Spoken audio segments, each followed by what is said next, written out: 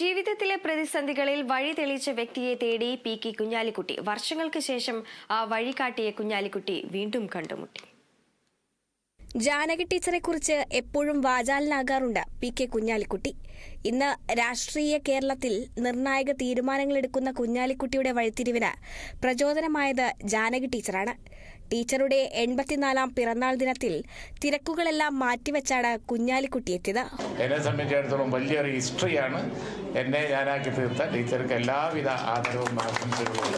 P K. Kunhalikutty പാതി വഴിയിൽ നിന്നു പോകുമായിരുന്ന പഠനം മുന്നോട്ടു പോകാനുള്ള കാരണം ജാനകി ടീച്ചറുടെ വാക്കുകളായിരുന്നെന്ന് കുഞ്ഞാലിക്കുട്ടി ഒരിക്കൽ കൂടി ഓർത്തു.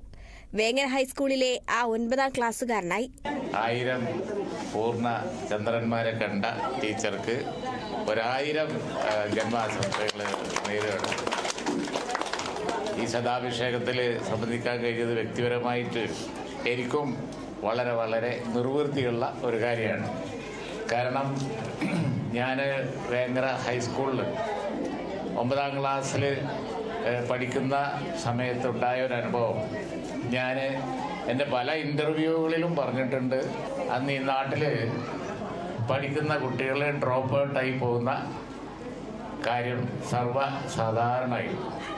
ഞാനും അങ്ങനെ ഡ്രോപ്പ് ഔട്ട് ആവേണ്ടതാണ്, പക്ഷേ ആവാതിരുന്നത് ടീച്ചറെ കൊണ്ടാണ് എന്ന് പറയാതിരിക്കാൻ കഴിയില്ല. പ്രിയ ശിഷ്യനെ ഏറെ നാളുകൾക്ക് ശേഷം കണ്ട ടീച്ചർക്കും വാക്കുകളിടറി. എനിക്ക് സന്തോഷം കൊണ്ട് ഇപ്പോൾ ഒന്നും പറയാൻ പറ്റുന്നില്ല എന്നുള്ള